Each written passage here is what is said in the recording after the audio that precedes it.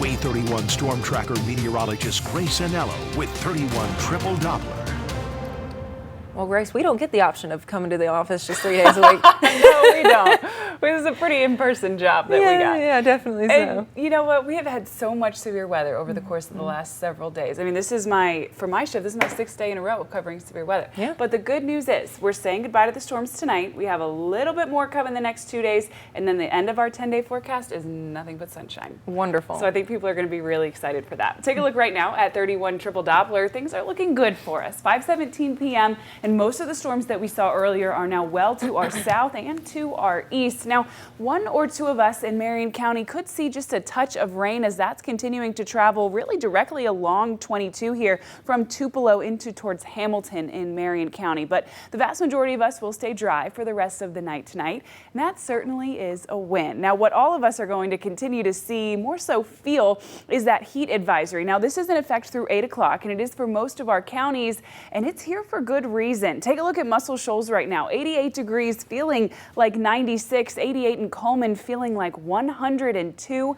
and 86 here in the Rocket City, feeling like 100 degrees. So if you're getting ready for an early dinner, well, that might be something you want to have inside tonight. I know it's a Saturday night, perfect for a backyard barbecue, but maybe not with these temperatures. The good news is we're looking beautiful. Take a look at the Wave 31 Skycam network powered by Thompson Roofing and Construction, where we had dense cloud cover earlier this morning through this afternoon and even the beginning part of this evening. We're starting to see that sort of taper off and a little bit more sunshine is coming into our forecast, and that is certainly a Saturday night win. Now, our dew points are going to stay up there, which means our humidity is going to stay elevated throughout the rest of the evening, but at least temperature-wise, we'll be cooling down in the number that we're getting, not necessarily how we're feeling, but we'll keep that cloud cover, and again, most of us will be dry.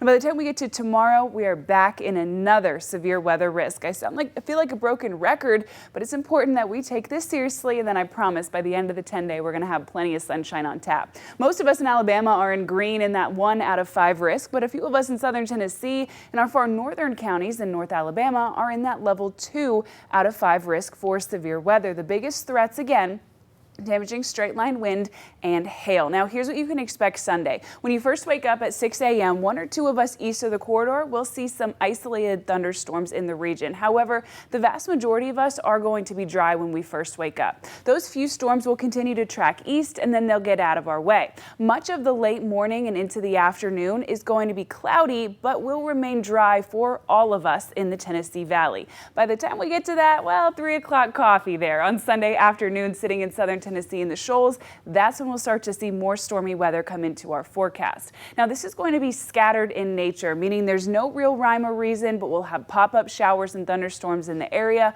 all through the late afternoon and even through dinner time.